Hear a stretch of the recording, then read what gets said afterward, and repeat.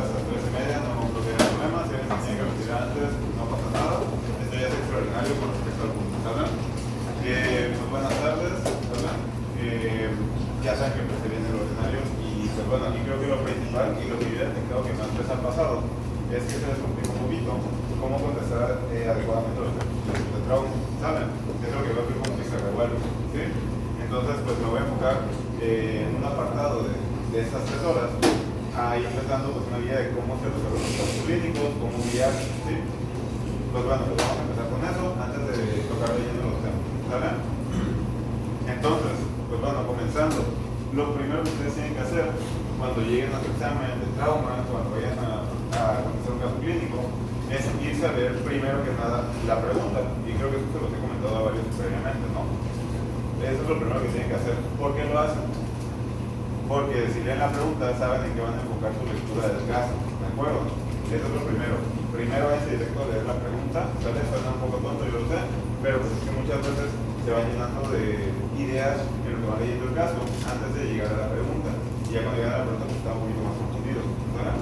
Primero, de ahí, ¿en qué más tienen que enfocar especialmente para este examen de trauma? Pues bueno, miren, nos vamos a ir para lo más importante, lo que considero es más importante en traumatología y ortopedia, que es principalmente que ustedes sepan definir las enfermedades. ¿Por qué?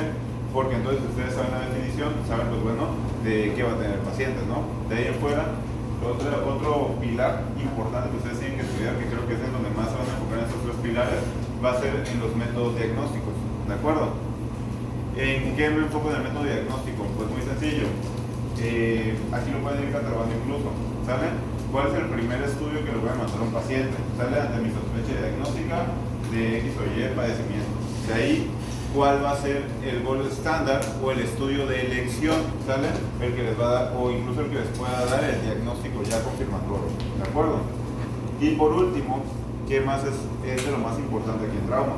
Pues bueno, pues como no, pues dar tratamiento, porque trauma es una especialidad muy resolutiva, ¿sale? Entre diagnóstico y tratamiento hay 2 cuestiones muy importantes que ustedes tienen que aprender, ¿sí?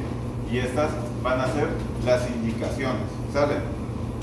Como poniendo de ejemplo la clasificación de Bustillo y Anderson, ¿sale? Ustedes saben que no se va a tratar de la misma forma un paciente que tenga una fractura, ¿sale? Expuesta de clasificación 3A que una expuesta de clasificación 3C, ¿verdad? Saben que no se pueden tratar de la misma forma, ¿sí? Saben que ambas pueden variar dependiendo de las indicaciones, ¿sí? O bueno, en este caso de la gravedad de la persona. Pero bueno, así vamos a ver que para ciertas patologías, ¿sale? No hay un solo tratamiento, sino que el tratamiento se basa directamente, pues bueno, en el grado afectivo que tenga el paciente, ¿sale? Si es un trato simple va a tener una forma de tratarse, si es un trazo comminuto va a tener otra forma de tratarse, ¿sale? Incluso dependiendo a qué altura, ¿sale? Sea la fractura. Entonces, mucho ojo con eso, ¿sale? Y también, pues ustedes tienen que saber en qué momento un paciente deja de ser un paciente que se puede tratar de forma médica, de forma, pues ahora sí que farmacológica, ¿sale? Y que pasa a ser un paciente pues ya que tiene una indicación quirúrgica, ¿de acuerdo? Muy bien. Entonces, dicho esto, pues, ¿alguna duda hasta aquí? ¿No? Vale, muy bien. Vamos a comenzar con la enfermedad de Ferrer, ¿saben? Ok, entonces, ¿qué es lo primero que dijimos que tienen que aprenderse? Primero que nada, la definición de cada patología, ¿no? ¿Sale? Entonces vamos con la enfermedad de Ferrer. Primero que nada, pues, nos dice que es una afección de cadera propia de la infancia, ¿sale? Igual, ¿por qué nos importa aprender pues, precisamente la definición? Porque aquí mismo nos está diciendo quiénes son los pacientes que más frecuentemente la van a presentar, ¿sale? ¿Ustedes cómo diferencian principalmente entre una enfermedad de Pertes y una epifisiolisis de la cabeza femoral? La edad, ¿no? Primero que nada, ¿sale? Ese es el segundo punto en el que se van a basar a la hora de contestar sus casos clínicos, ¿sale? Tienen que ver, pues bueno, si el paciente es pediátrico, si el paciente que a lo mejor es un adulto, si a lo mejor ya es un adulto mayor, ¿sale? Y además de eso, pues bueno, además de la edad, ¿sale? Pues bueno, si el paciente tiene algún antecedente relevante, ¿sale? Como por ejemplo, si un paciente tiene antecedente de osteoporosis, si un paciente cuenta con alguna comorbilidad, incluyendo hasta diabetes, ¿sale? eso les puede ir guiando, ¿sale? Hacia el diagnóstico, y eso les puede ayudar a facilitar el saber cómo van, qué método de diagnóstico van a aplicarle a ese paciente o qué tratamiento le van a dar, ¿de acuerdo? O incluso si la misma pregunta es qué diagnóstico tiene su paciente, incluso desde la misma definición, así puede llegar a el diagnóstico, ¿de acuerdo? Ok, entonces vemos que como tal, ustedes saben que en esta enfermedad de Pertes tenemos que un paciente que tiene una pérdida de la consistencia de la cabeza femoral, ¿sale? De forma, pues bueno, de forma aparentemente inexplicable, ¿no? No hay una cirugía conocida, ¿de acuerdo? Entonces, ¿qué pasa? Deja de tener irrigaciones de la cabeza femoral, sale, se necrosa con la cabeza femoral y empieza la destrucción de la misma, ¿de acuerdo? Muy bien. Acuérdense que aquí algo característico de la enfermedad de Pertes es que el paciente tiene episodios muchas veces, ¿sale? Pues bueno, que presenta el cuadro, ¿sí? Acuérdense que pues, bueno, la enfermedad de Pertes es una falta de vascularización seguida de un episodio de revascularización. Entonces, acuérdense que la clínica puede variar bastante, ¿sí? Acuérdense que también esta va a ser conocida, pues bueno, de otras formas, pero ustedes, con que se sepan enfermedad de Pertes o de Lex Pertes, ya con eso tienen más que suficiente, ¿sale? Muy bien. Entonces, principalmente los pacientes sobre todo van a ser varones, ¿saben? Van a encontrarse entre 100 años, entre los 2 y los 14. Y acuérdense que por lo general aparecen más entre los 7 y los 8 años. ¿De acuerdo? Ok. Aquí pues otro punto importante, que pues, no tiene la misma relevancia que las definiciones, diagnóstico y tratamiento, pero sí sigue siendo algo importante, es conocer las etiologías, ¿no? Ustedes saben que la etiología pues todavía no se clasifica adecuadamente en la enfermedad de Pertes, pero tenemos la teoría de que del niño susceptible, ¿saben? ¿Alguien se acuerda en qué consiste esta teoría del niño susceptible? Si lo quieren leer igual, adelante, no hay ningún inconveniente, ¿saben? Pero aquí venimos a recordar, a aprender, a saber cómo contestar el examen. ¿Sí? Niño susceptible. Adelante. Pero fuerte, por favor. Ok, pero ¿qué significa? O sea, ¿qué características tiene el niño para entrar en esa definición del niño susceptible? ¿No? Nada.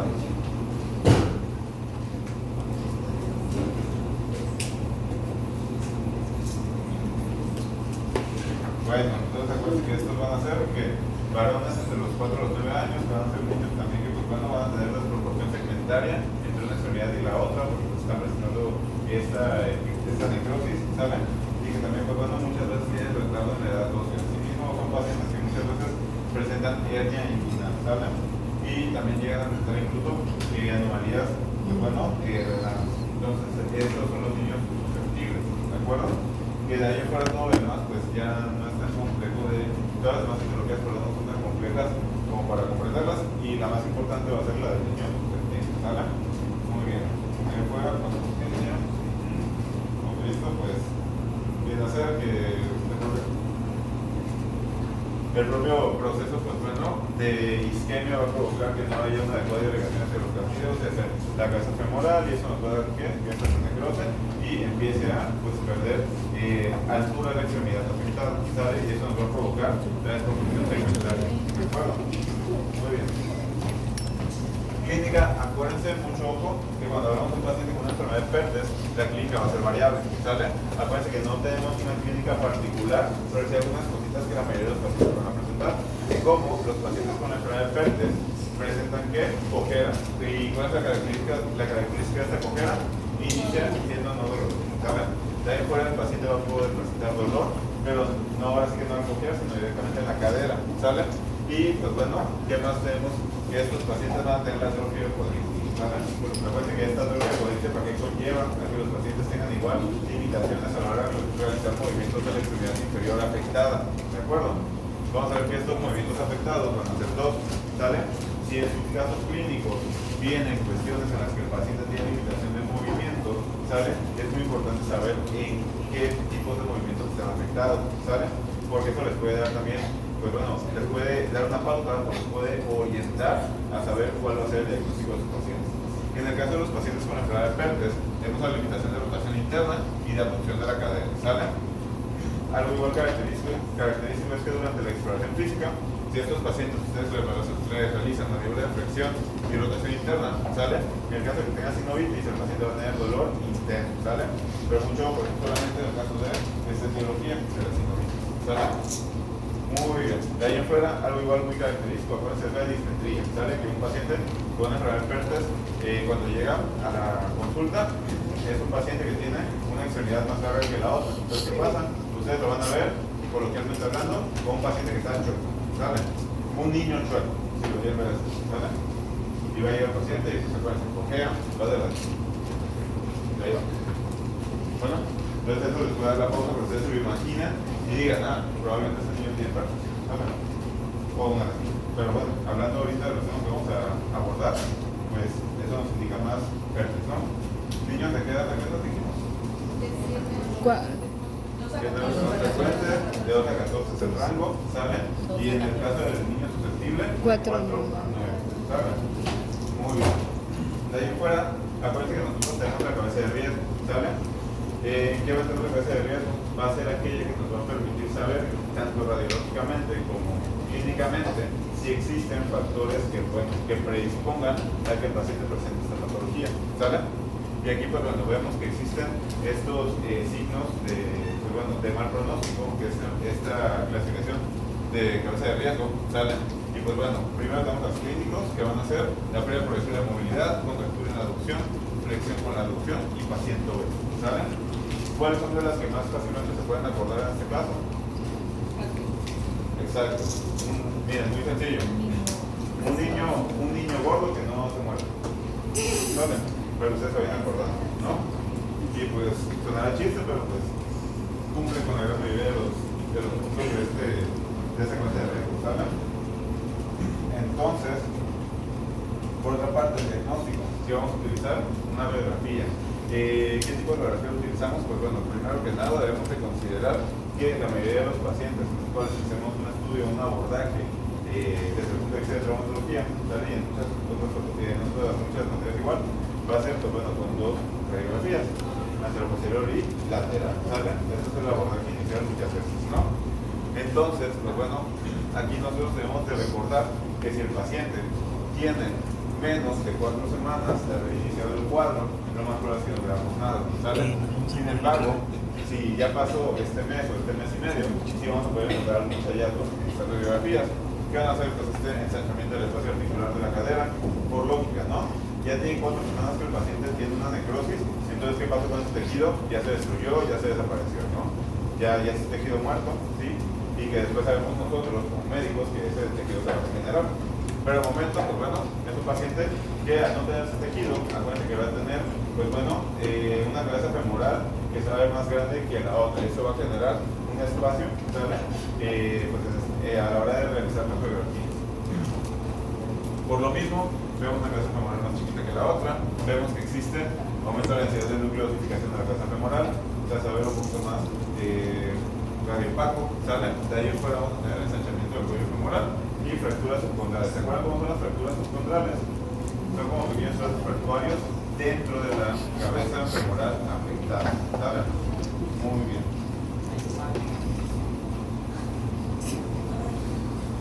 Entonces, siguiendo con la clase de riesgo, vamos a tener una clase de riesgo conocida como la de cátedra, ¿sale? En la cual vemos signos radiológicos de mal pronóstico, ¿sí? Siempre que hablamos de cabeza de riesgo de cátedra, acuérdense que va a ser por la cuestión de mal pronóstico, ¿sale? Que un paciente ya básicamente tiene el diagnóstico, hay que saber si lo va a ir bien, si lo va a ir mal.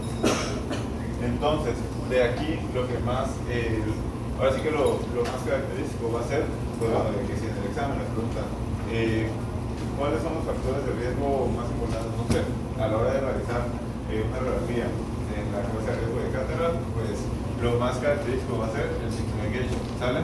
Sin embargo, pues sabemos que estos pacientes no va a ser lo único que van a presentar, muchas veces pueden presentar igual, pues bueno, que la reacción endofisiaria puede presentar una subluxación o puede presentar una, básicamente, puede presentar básicamente una pérdida de la continuidad entre la cabeza femoral y el resto del cuerpo, ¿sale? Muy bien. Entonces, ahora sí, acuérdense que decíamos que de los 3 pilares de cada tema, que son los más importantes, uno va a ser la definición, otro va a ser el diagnóstico y otro va a ser el tratamiento.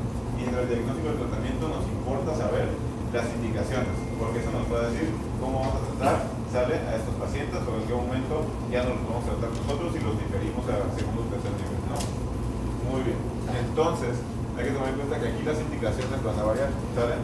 La indicación de una ecografía va a ser ante la sospecha de un paciente que tenga sinovitis, ¿no? Le decimos nosotros, pues bueno, tenemos más recursos, no sé, en el hospital que estamos, vamos a mandar una ecografía o una resonancia para encontrar la enfermedad antes de las primeras 4 semanas, ¿no? Sin embargo, pues en la práctica sabemos que eso pues no va a ser tan factible, ¿no? Ok, y por otra parte vamos a tener la ecografía dinámica, ¿sale? Vamos a ver que eso nos va a ayudar a conocer si la cabeza femoral se contiene o no se contiene dentro, ¿sale? De las tablas. Entonces, ahí tenemos varias clasificaciones aquí en las expertas, ¿sale? Acuérdense que, pues bueno, clasificaciones sí van a tener su examen, pero van a tener realmente relativamente pocas, creo que 2 o 3 preguntas. No sé, tipo. No sé, así no tiene. Mira, llegas tarde y todavía te pones. No avisaron. Yo creo que eso, tipo, no dejes que te olvide. Yo creo que No, no. ¿Qué clasificación? Muy bien, sale, chicos. Seguimos.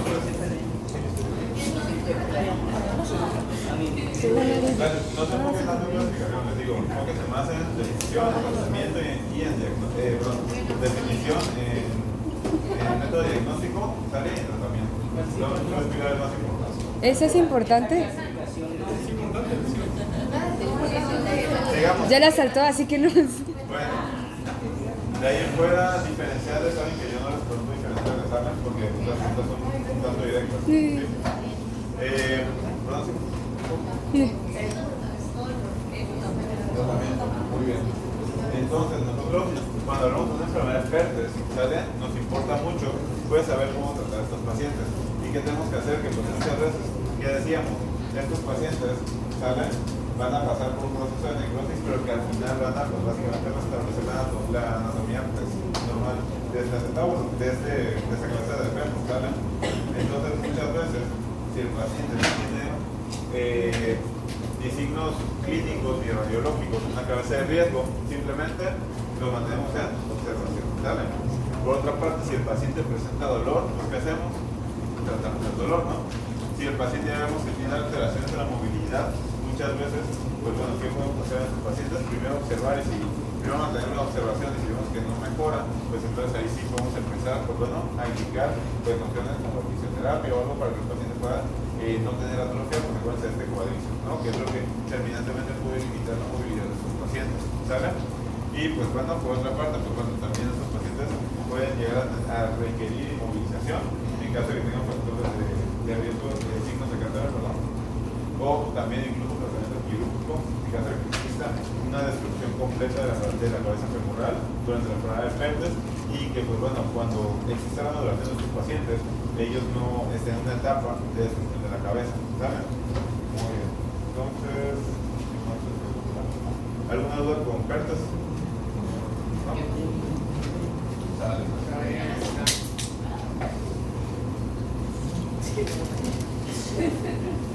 entonces mi tratamiento va a ser así, es la Sí, mientras el paciente no tenga signos de riesgo, factores de riesgo de la cabeza de Pertes, de la cabeza de catarata, perdón, no les hacemos nada. Si hagan los días de dolor, no tratamos dolor. Pues no son tan relevantes, ahorita les digo, entonces más en el diagnóstico del tratamiento, bueno, ok, entonces, más porque manda.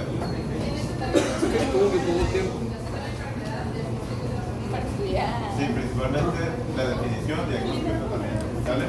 Y las indicaciones de cada método diagnóstico, así como el tratamiento, que van a ir variando dependiendo del grado de afectación del paciente. ¿Sí? Perdón, por ejemplo, mencionar la radiografía y la ecografía. O sea, igual estándar sería la Estándar, no. o sea, no habría como el estándar. ¿Qué es lo más sencillo? la ecografía. Bueno, pero dijo que Creo que de ahí no sé ni si específicamente es la cámara. gamografía. Pero como tal, nosotros no se le aplica en el libro, como tal, no les dejan poder poner.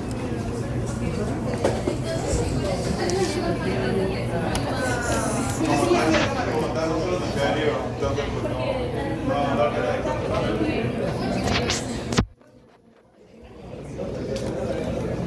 Dale, seguimos. Entonces, pues acuérdense, lo primero que van a hacer es revisar la pregunta. Ya revisaron la pregunta, ahora sí ven el caso clínico enfocado, ¿no? Y vemos que nuestro paciente es un adolescente de, no sé, 15 años de edad, ¿saben? Y vemos que también empieza con cojera, que es un paciente que tiene alteración de la movilidad, que es un paciente que empezó súbitamente, porque empezamos.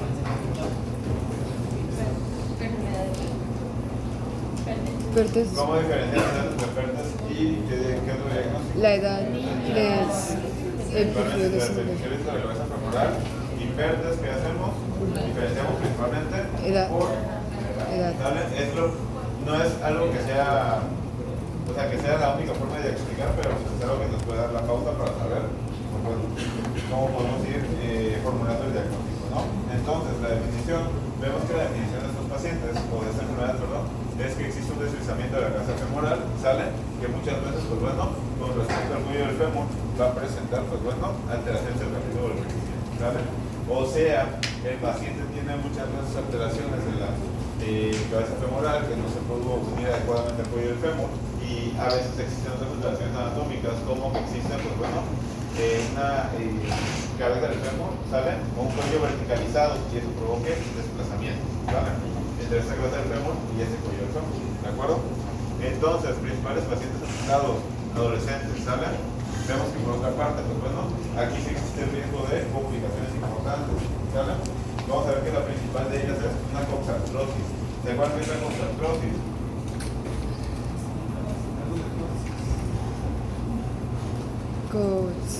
Ok, tenemos coxartrosis. Vemos que esa es una de los principales motivos, ¿sale? Por los cuales las personas tienen pérdida o limitación de la movilidad de una articulación, ¿sale? Muy bien. De ahí en fuera, entonces, siguiendo con la definición, hay que tomar en cuenta que como tal, aquí, pues bueno, no es normal que un paciente, ya sea niño, ya sea adolescente, presente dolor, ¿sale? Pues a nivel de la cadera, ¿sale? Entonces, eso es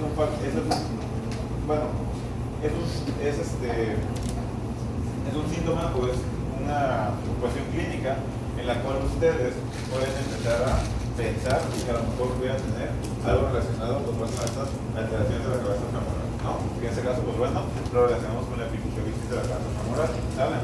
Para fines pues, de nuestro examen, ¿sí? Entonces, pues bueno, aquí lo importante es que el diagnóstico sea lo más pronto posible para evitar complicaciones, ¿no? Ahí fuera, adiós, la cirugía desconocida, ¿sale? Eso es lo único que cuando antes de la cirugía, factores mecánicos, ok, sí.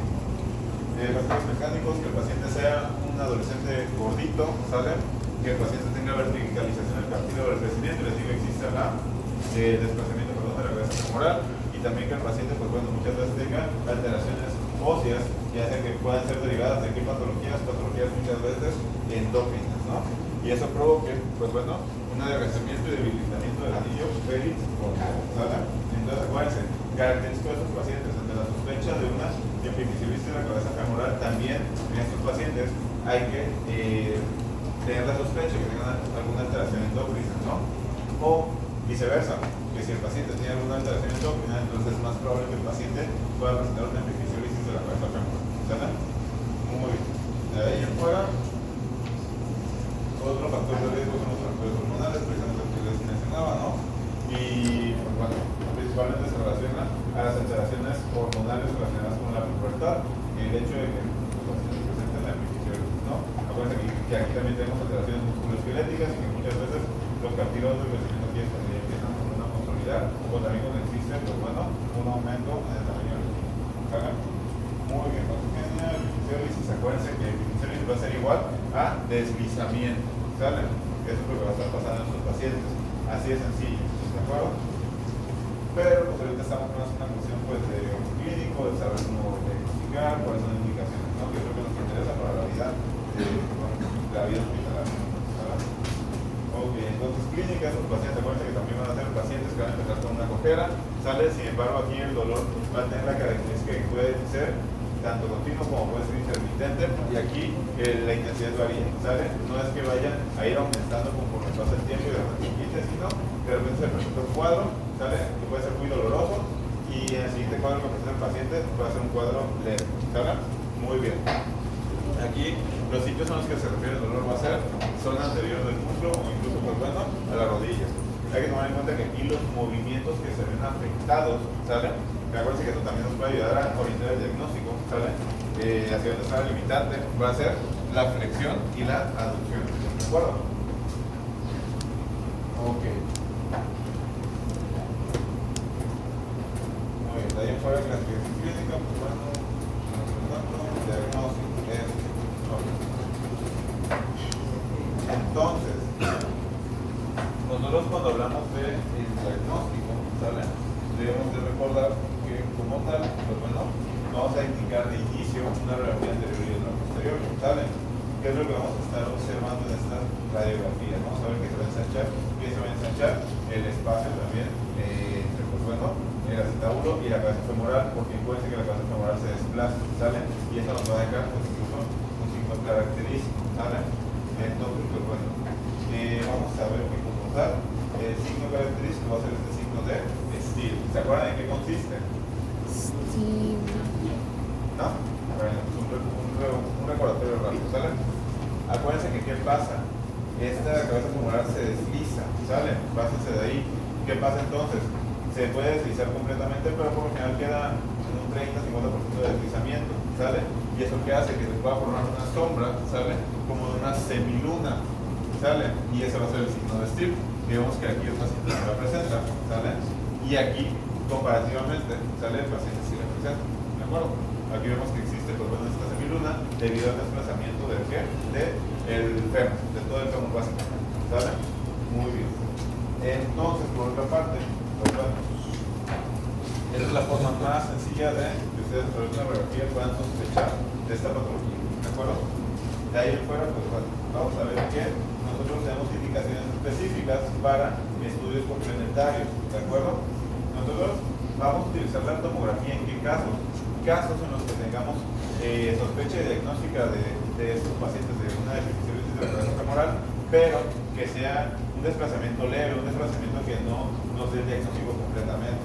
Entonces, en ese caso, la indicación va a ser tomografía, ¿sale? Para poder, pues bueno, poder tener más estudios, más evidencia que el paciente tiene esta patología, ¿sale?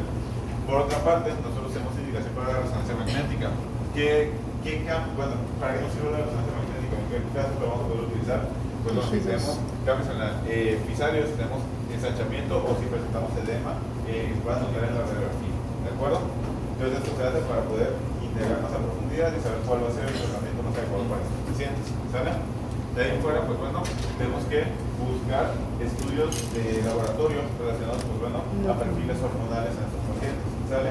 En caso de que nosotros con las radiografías o con los estudios complementarios vamos a llegar a la conclusión de que el paciente presenta, ¿sale?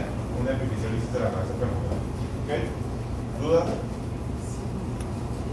De ahí entonces podría decirse que lo más importante es iniciar primero con la radiografía. Es correcto. El método de diagnóstico inicial va a ser la radiografía. Lo que les va a dar el diagnóstico, lo que los va a orientar más, va a ser el signo de Steele, que como mencionamos, es esta semiluna que se nota en el fémur afectado. ¿Saben? Muy bien. De ahí en fuera, pues los demás estudios tienen, acuérdense, si no veo bien la radiografía, tengo duda diagnóstica, tomografía. ¿Sale? Si veo que el paciente presenta alteraciones de líquidos circulantes, como puede ser el edema o un ensanchamiento del espacio, del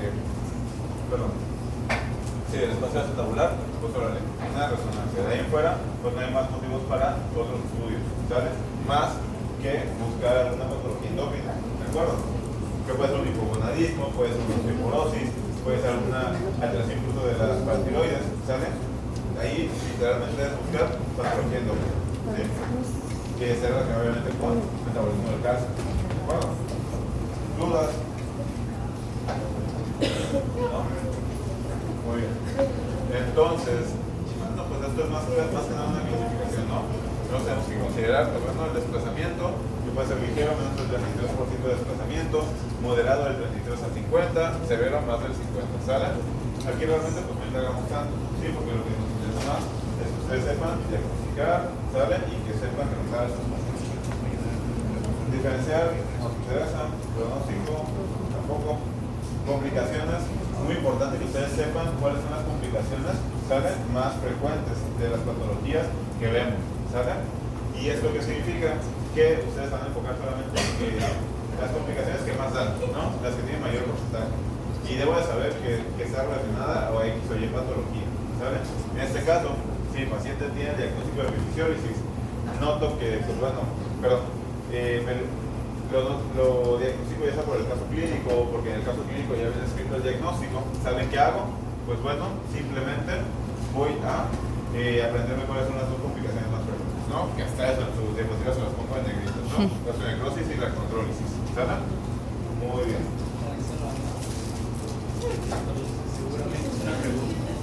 Muy bien. Entonces, gracias, vamos a ver la casa. Una pregunta, ¿no? Bueno, sí, mata. Una pregunta, ¿no?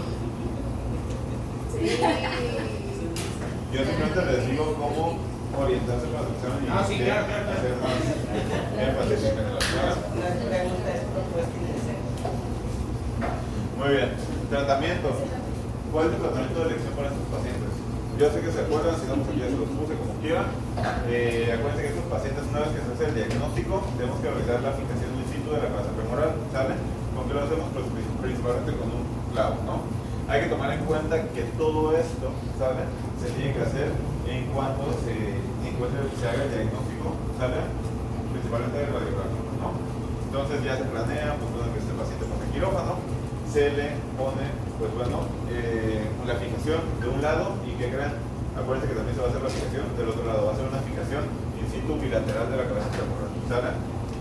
Esto, acuérdense que ¿por qué se hace? Porque el paciente por lo general tiene una patología endocrina que altera el metabolismo del calcio, y eso que nos lleva a que ese paciente, pues al menos el 50% de los pacientes con una epifisiólisis a los 2 años o antes de los 2 años presenten también una epifisiólisis del lado contralateral. Entonces eso nos lleva a, pues bueno, un método de prevención. Ya no exponemos a nuestro paciente a 2 procesos quirúrgicos, sino solo a uno, a la fijación de la cabeza femoral bilateral. ¿Sale? Muy bien. Muy bien, ¿dudas? ¿Sí? ¿Y cómo quedan estos pacientes? Quedan así. Estás entre los pies, güey, ¿qué esperabas? Sale, pues. Seguimos con el siguiente tema, ¿dudas? ¿Puedes repetir el tema? Qué gracioso. Voy a llegar a tiempo. Papi, pero si ya era la 1. ¿No era la 1? No, era las 12. Tu subconsciente. ¿Cuántos temas ha dado? 2. Solo lleva 2. Sale, pues. ¿Cuántos se para el examen? Como 16. No. 14. O sea,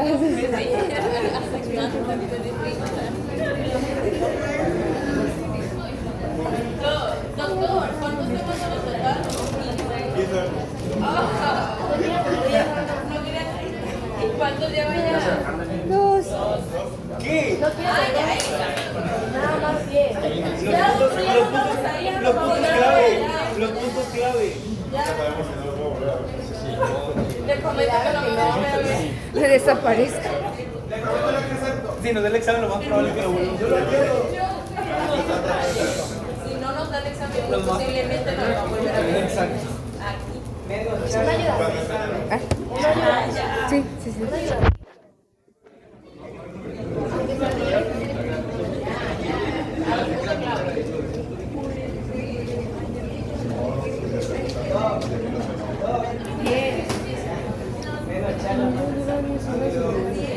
Hay modelos como Beltranito y rojo. No, pero es que yo tenía síntomas neurológicos. Claro, no conviene. Ya no deja la mamá que le pregunte si sabe cómo se llama. Es que como que hizo guiño de Sale, pues, seguimos. me acuerdo si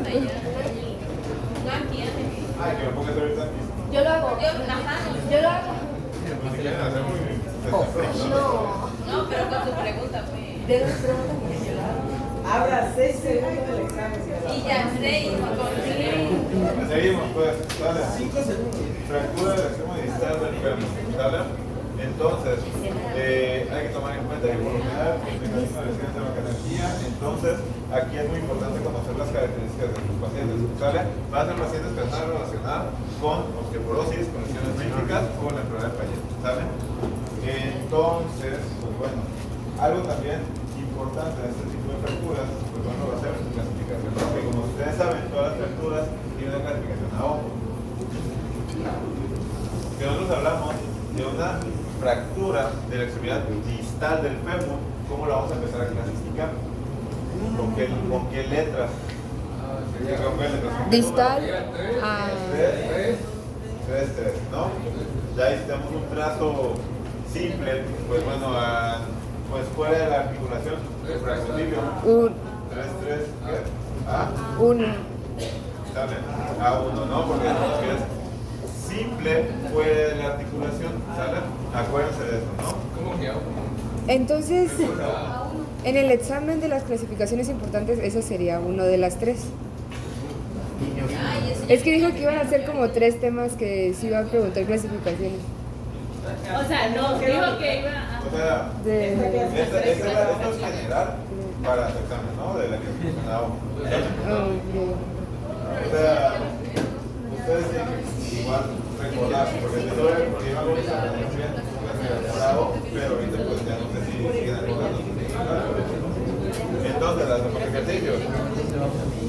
Acuérdense que en el caso particular de la extremidad distal del fémur, ¿qué pasa? ¿Cómo se va a clasificar? El tercer pues, dígito, ¿sale? De la clasificación de AO, dependiendo si afecta a la articulación, si no la afecta o si la afecta completamente, ¿sale? Entonces, las clasificación A van a ser extraarticulares o supracondilias, las B articular parcial o unicondilias afectan a un solo cóndilo, y las C son las que afectan a los dos cóndilos, ¿sale? Se consideran intraarticulares, ¿de acuerdo? De ahí en fuera, pues bueno, eso viene a ser como que lo más relevante para estas clasificaciones. De ahí en fuera, pues ¿qué tenemos que hacer? Conocer las características del trazo, ¿sale? Si ustedes tienen un paciente con una clasificación A3A1, significa que, como ya decíamos, va a ser una fractura del segmento distal del fémur, que no va a afectar la articulación, o sea, está por fuera de la supra, convilia, ¿sale? Y va a ser un trazo, ¿sale? Dos trazos o una con un tercer fragmento, ¿sale? Pues bueno, es lo que estamos viendo ya, una A2. Y por último, una fractura cornuta. Acuérdense que por lo general van a ser las fracturas pues, que van a tener la clasificación 3, ¿sale? En la nomenclatura. Por otra parte, cuando hablamos de las clasificaciones de las fracturas que afectan un solo cóndilo, ¿sale? Debemos de considerar, pues bueno, cuál es el cóndilo afectado. En este caso, un cóndilo lateral, ¿sale? Va a darnos una B1, un cóndilo medial, la B2, y hay una muy inusual que va a ser la frontal, que va a darnos la B3, ¿no? Que va a ser la fractura de cojo, ¿sí? De ahí en fuera tenemos las que son C, ¿sale? Las que afectan a los dos cóndilos. Y aquí pues acuérdense que tenemos algo muy característico, que es que se hace una forma de T o de Y en la C1, ¿sale? Que divide completamente los dos cóndilos del resto del fémur, ¿no? De ahí tenemos la C2, que además de que afecta intraarticularmente pues este hueso, también va a afectar, pues bueno, extraarticular o supraarticularmente pues este hueso, ¿no? Entonces tenemos una condición supracondilia, además de nuestro trazo en T o en Y. Y en la C3 en este caso tenemos pues también una condición que va a afectar por fuera de la articulación al hueso y también por dentro de la articulación. Entonces esta va a ser conocida como combinación supraintercondilia, ¿de acuerdo? Realmente pues no está especificado por el... Y de estos tipos de casos, ¿cuáles son los más comunes que siempre? Los más comunes que ustedes sí pueden encontrar van a ser los que son trazos, pues, ¿saben? Un solo trazo, una A1, tengas una A2, ¿no? Pero pueden encontrar igual B, ¿sí? Y ya... En el examen, ¿cuál podríamos encontrar? ¿Cuál es el más ¿Cuál es el más importante? No, ¿cuál es el más común en la vida y en el examen? Las que tengan trazo único van a ser las más frecuentes, ¿saben? Diagnóstico, ¿cómo hacer el diagnóstico? Pues bueno, el diagnóstico por lo general va a ser clínico, ¿saben? En estos casos. Sin embargo, si hablamos de fracturas, nosotros necesitamos sí o sí radiografía, ¿saben? Entonces, ¿Cómo nos podemos orientar? ¿Sale? Porque no vamos a poder definir el diagnóstico por clínico. Nos orientamos a través de que si el paciente tiene una tumefacción marcada, si tiene una hemorragia intensa, tenemos que valorar siempre pues, completamente estructuras o tejidos blandos, ¿sale? Y pues bueno, de ahí en fuera, lo otro importante pues, es que siempre se valoran puntos periféricos por las posibles complicaciones, ¿no? Muy bien. Entonces, aquí, ¿cuáles son las indicaciones? De entrada, lo primero que hacen es radiografía. ¿De qué tipo? AP y lateral, ¿sale? Muy bien. Entonces, vamos a pedir pues estas radiografías, sale a la altura de la rodilla y del frente, ¿sale? De ahí en fuera, ¿qué indicaciones tenemos para mandar una tomografía? Sospecha de daño vascular a restos. Tomografía. Compromiso de Tejidos blandos. No porque no vas a ver nada si es como. Si es parte. Ya lo mencionamos antes, en el tema anterior. Duda diagnóstica. Puede ser duda diagnóstica, puede ser una fractura compleja, ¿sale? Una consulta, ¿de acuerdo? Si hay dudas de diagnóstico. O duda diagnóstica, así es, de que no lleguen a ver adecuadamente el trazo, pues ahora le pones 3 aquí, ¿sale? Le pones tomografía. De ahí en fuera, te puedo indicar ecografía Doppler, vamos a indicarte arteriografía o angiografía por TAC. Esto en qué momento lo hacemos ante un paciente que tengamos la sospecha que tiene hemorragia o que tengamos, pues bueno, o que tengamos un paciente que sí tenga hemorragia, pero que no tengamos pues el foco de la hemorragia, pues bueno, localizado, ¿sale? Entonces en esos puntos nosotros podemos utilizar estas, pues bueno, estos métodos diagnósticos. Por último, la resonancia magnética, cuando tengamos principalmente daño de qué tejidos, Blandos. cuando tengamos un paciente que tenga ¿qué? Disminución de pulsos, que tenga disminución de sensibilidad, sabe que tenga disminución de movimiento. Muy bien, de ahí en fuera No importa. nos tenemos mucho los diferenciales, por lo más común, nosotros le podemos, ¿no? Tratamiento, indicaciones para cada tipo de tratamiento. El tratamiento conservador es que nosotros vamos a utilizar ¿qué? Yes, ¿verdad? Entonces, tratamiento conservador o ortopédico va a ser inmovilización, ¿sale? Entonces, ¿cuáles son las indicaciones para este tratamiento conservador? Fracturas estables y mínimamente desplazadas, ¿sale? Eso es lo único. De ahí fuera tratamiento quirúrgico, pues bueno, esto va a ser principalmente tener una aplicación interna estable, ¿sale? Entonces, esta aplicación interna, pues bueno, ¿en qué pacientes lo vamos a utilizar? Pacientes que sean estables, pacientes que no califiquen para un tratamiento ortopédico, básicamente, pacientes que tengan trazos fractorios complejos, ¿de acuerdo? Entonces, pues bueno, simplemente hay dos equipos, ortopédico y quirúrgico. Entonces, si las más frecuentes son de trazos simples, el tratamiento más frecuente es el ortopédico. Es lo que es más frecuente en el ortopédico, ¿sabes? Muy bien. ¿Y cuáles son las indicaciones del tratamiento ortopédico?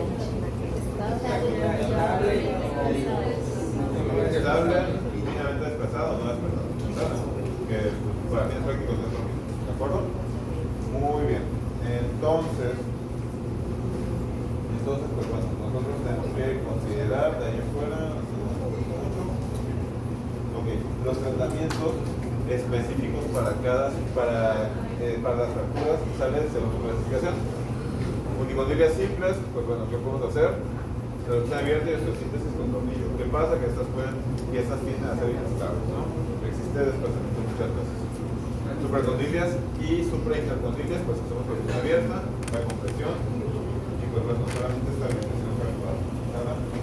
Fracturas osteocondrales, pues bueno, simplemente, primero que nada, tenemos una fractura osteocondral, o sea que tenemos fragmentos dentro de la articulación, sale afectada. ¿Qué es lo que hacemos?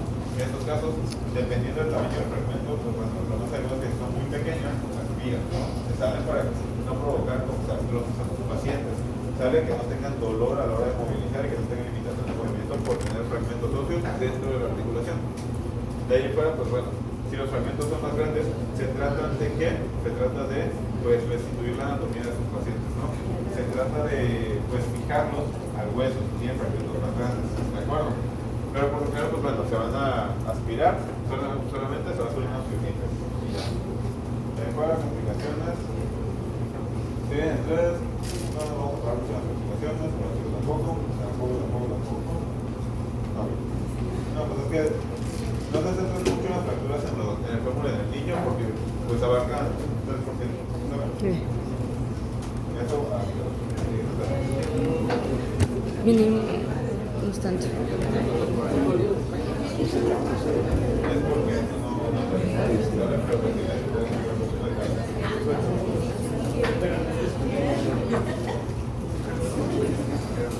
Ahí quiero más rápido, ¿no? muy bien. Así un poco más específico. Ya, no, es el último examen que nos vamos. Ya me va a volver y voy a morir. No voy a ejercer, lo prometo. No,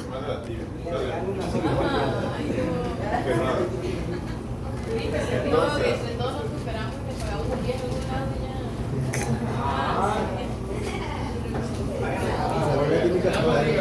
No, ve entre todos.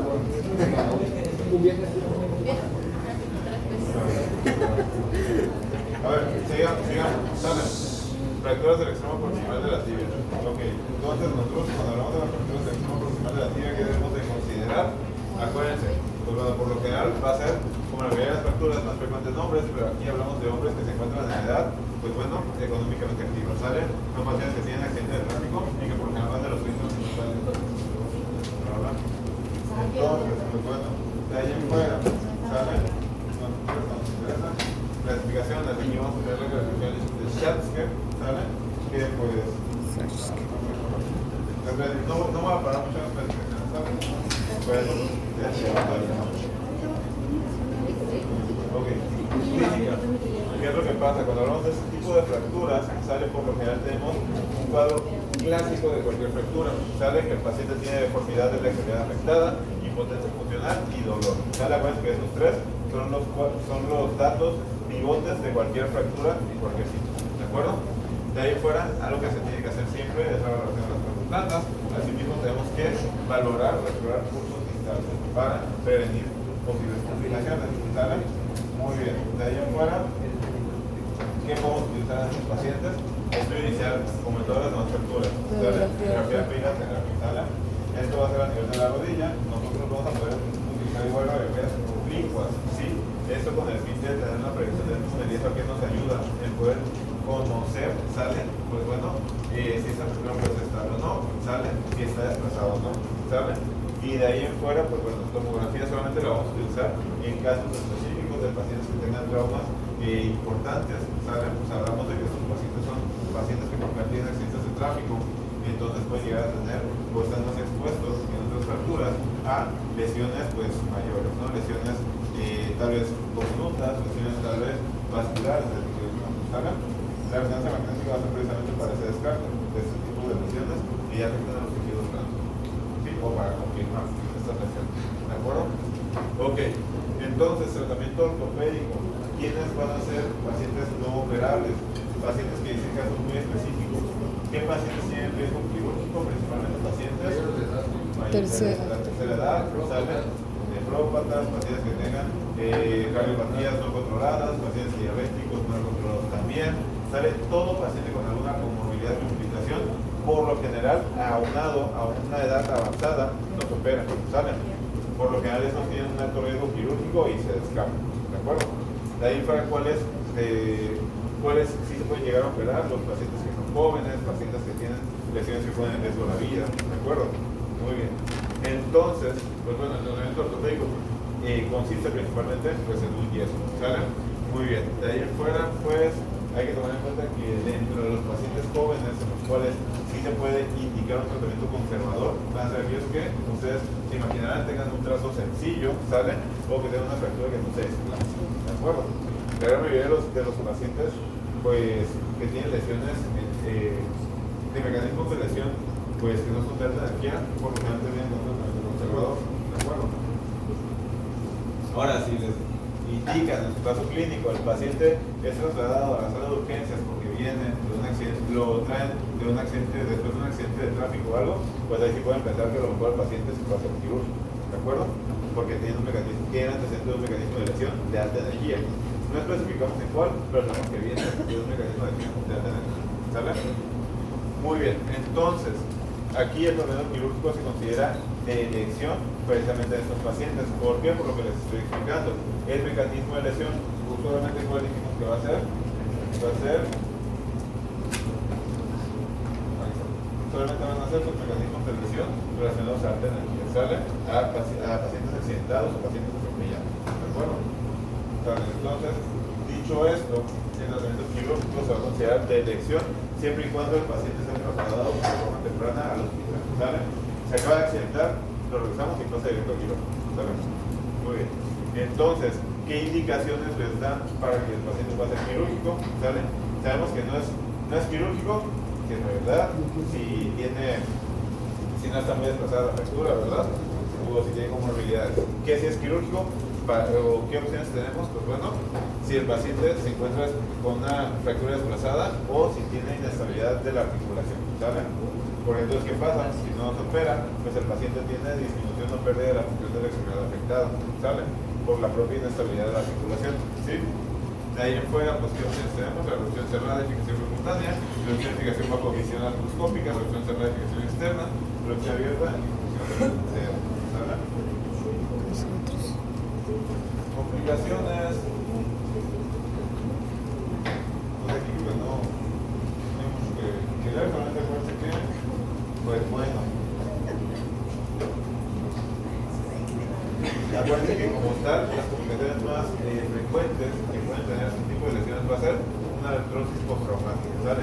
Que no se trata de forma correcta o que se trata de forma conservadora cuando el paciente tiene indicación quirúrgica, ¿sí? Y eso puede provocar una artrosis o una pérdida de la movilidad, ¿de acuerdo?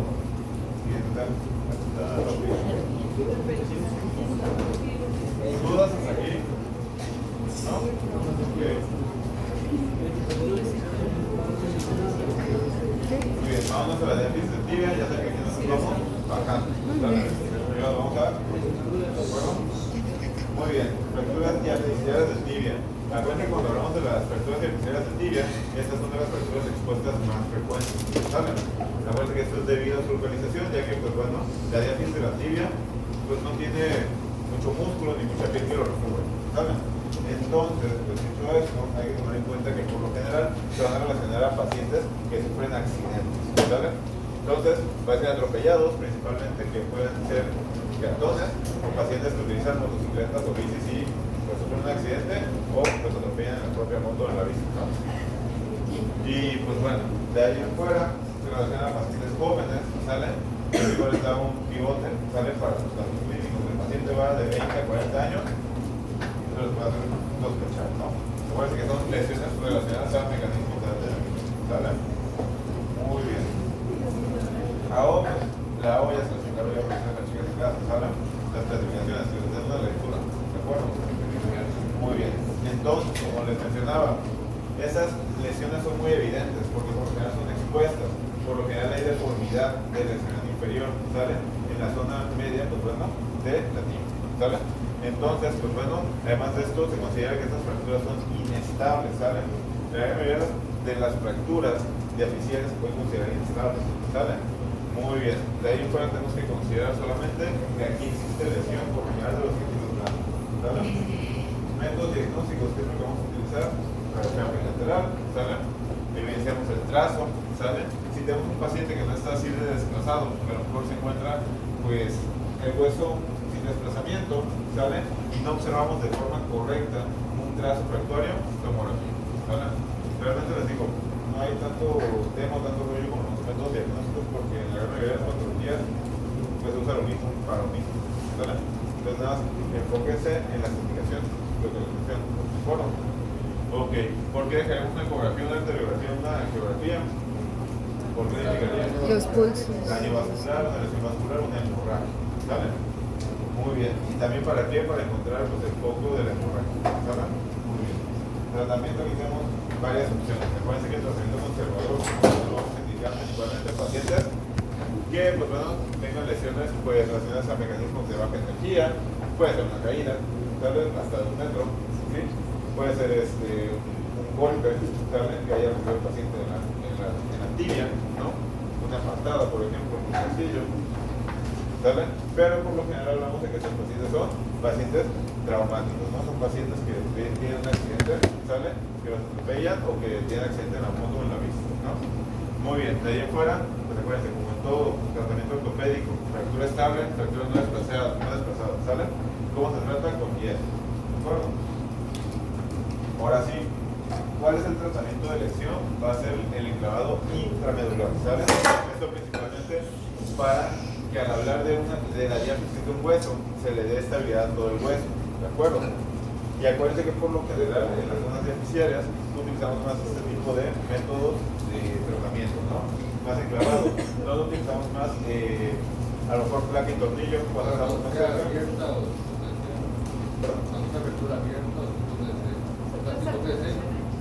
No, principalmente la placa y tornillo la podemos utilizar cuando hablamos de fracturas, sabe que van a ser el segmento proximal, segmento distal, ¿sale? Debido a que las podemos ajustar, ¿sí? Y eso nos ayuda pues, a que tenga mayor congruencia la articulación, ¿sale? Aquí pues al ser en la zona media no afecta la articulación, entonces que nos interesa que sea estable, ¿sale? Que el paciente no quede chueco, ¿vale? ¿Sale? Entonces pues bueno, aquí la indicación, acuérdense, va a ser pues que el paciente vaya de una fractura de tipo 1 hasta una 3A de Lucilo y Anderson, ¿sale? La gran mayoría de las fracturas de este tipo, así como también pues incluso las fracturas de 3, ¿de acuerdo? Muy importante, ok, saber qué es ese tratamiento de elección, un enclavado intramedular, ¿sale? Para los pacientes jóvenes desplazados, ¿sí? Después tenemos otra opción, osteosíntesis con placa y tornillo, la cual, como ya les mencionaba, se puede utilizar en estos pacientes siempre y cuando el trazo fractuario pueda llegar a extenderse hasta la zona metafisaria o hasta la articulación, ¿sale? ¿Con qué fin? Utilizamos estas placas con el fin de hacer compresión, ¿sale? Y poder dar frío. ¿Tienen eso, chicos, por favor? ¿Sale? Porque sean, yo sé que somos bastantes, pero esto que, pues bueno, si les interesa los pasos, pues que presten atención, si no, pues bueno, tienen, ¿verdad? Muy bien. De ahí en fuera utilizamos esta placa y tornillo para que tengamos mayor congruencia con la articulación, ¿sale? Ya que el trazo se extendió desde la mitad de la tibia hasta, ¿qué? Hasta la zona distal, hasta la zona pro. ¿De acuerdo? Muy bien. Ok. Por otra parte tenemos la aplicación externa. Acuérdense que este tratamiento no es de elección, sino este podría ser un tratamiento de inicial, ¿sale? O sea, muchas veces ante un paciente que acaba de llegar a un trauma, ¿qué pasa? El paciente tiene un proceso inflamatorio, ¿no? Y entonces, ¿qué pasa? Si nosotros realizamos una osteosíntesis cuando el paciente se encuentra durante este proceso inflamatorio, ¿sale? Esto puede llegar a perjudicar más al paciente de lo que le puede ayudar, ¿sí? Puede llegar a provocar más daño en las estructuras anatómicas porque colocan imagínense, colocan la placa, ¿sale? Cierran al paciente. El paciente tiene un día de haber sufrido el traumatismo. El paciente todavía va a tener reacción inflamatoria de los músculos, ¿sale? Y de los tejidos blandos, lo que va a generar una mayor presión sobre esta placa y el hueso y puede llegar a romper o alterar el material de osteosíntesis o incluso generar una fractura mayor, ¿sale? Entonces, por lo general, ante este tipo de pacientes, primero se les va a dar, pues bueno, una aplicación externa, ¿sale? Especialmente cuando tenemos pacientes que tienen compromiso vascular y de tejidos, como los tipos 3C, ¿de acuerdo? Entonces, por lo general, esta fractura, esta aplicación externa va a ser de elección, siempre y cuando sea para un control de daño, un damage control, que ya viene a ser 7 días después, 14 días después del traumatismo, ¿sale? Entonces, tratamiento de elección en estos pacientes, ¿cuál es? Un enclavado, ¿no? Muy bien. Lo clavan. Listo.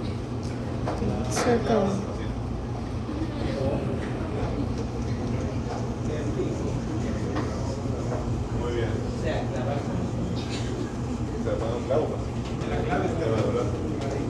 Muy bien, chicos. Entonces, muy bien. Acuérdense que derivado de este enclavado intramedular, ¿sale? Pues también tenemos algunos riesgos, sí, que están aumentados en estos pacientes. ¿Cuál? Estos pacientes se puede dar un síndrome compartimental, pero también hay que tomar en cuenta que lo más frecuente es que estos pacientes van a sufrir lesión del nervio peroneo, ¿sale? Después de que se clavan a su paciente. ¿Ok? Entonces, pues bueno, de ahí en fuera, ¿Cuál es otra posible complicación? O una complicación frecuente, que estos pacientes van a quedar conservadores. ¿Sale? De ahí fuera, pues no hay muchas más complicaciones. Realmente son estas tres las más relevantes para este caso. ¿De acuerdo? ¿Dudas?